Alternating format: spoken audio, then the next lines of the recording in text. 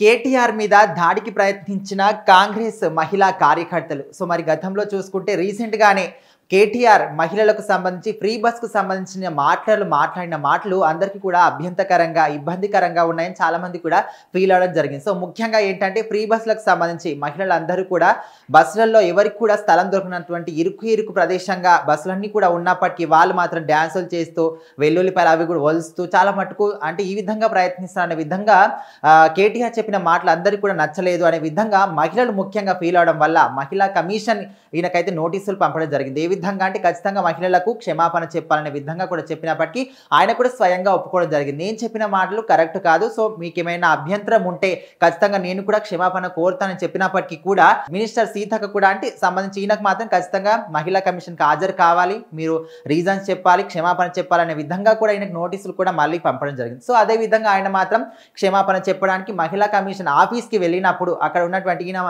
బీఆర్ఎస్కి సంబంధించి మహిళా కార్యకర్తలతో అక్కడికి వెళ్ళినప్పుడు అక్కడ ఎవరైతే ఉంటారో కాంగ్రెస్కి సంబంధించిన మహిళా కార్యకర్తలందరూ కూడా కేటీఆర్ని ఆయన వాహనాన్ని అడ్డుకోవడం, ఆయన మీదకి దాడికి దిగడం ఇలాంటివన్నీ కూడా చేశారు. ముఖ్యంగా నినాదాలు చేస్తూ ఆయనకు వ్యతిరేకంగా మాట్లాడుతూ కేటీఆర్ బస్ ఎక్కాలి, కేసీఆర్ బస్ ఎక్కాలి, ఆయన చెప్పిన మాటలు వెనక్కి తీసుకోవాలి, క్షమాపణ చెప్పాలి మా అందరికీ అనే విధంగా కూడా వాళ్ళందరూ ఈయన వాహనానికి అడ్డుకు వెళ్ళి ఈయనకు వ్యతిరేకంగా నినాదాలు చేయడం ఇలాంటివన్నీ కూడా చేశారు.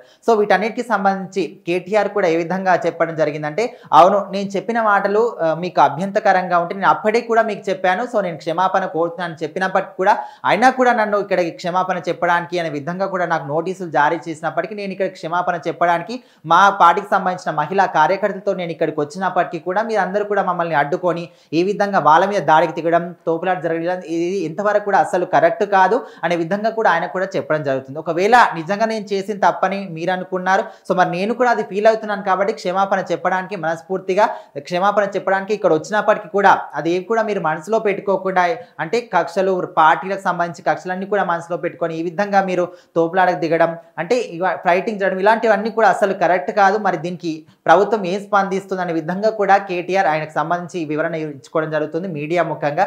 మరి దీనికి సంబంధించి ఇప్పుడున్న కాంగ్రెస్ ప్రభుత్వం ఏం చెప్తుంది అనే విషయాన్ని కూడా మనం ఇక్కడ గమనించాల్సిన విషయం. ఎందుకంటే ఒకవేళ ఆయన చేసిన తప్ప ఆయన కూడా ఒప్పుకొని క్షమాపణ చెప్పడానికి మహిళా కమిషన్ ఆఫీసుకు వచ్చినప్పుడు మరి కాంగ్రెస్ సంబంధించిన కార్యకర్తలు ఈ విధంగా దాడి చేయడం అసలు కూడా కరెక్ట్ కదని కూడా మనందరం కూడా గమనించాలి.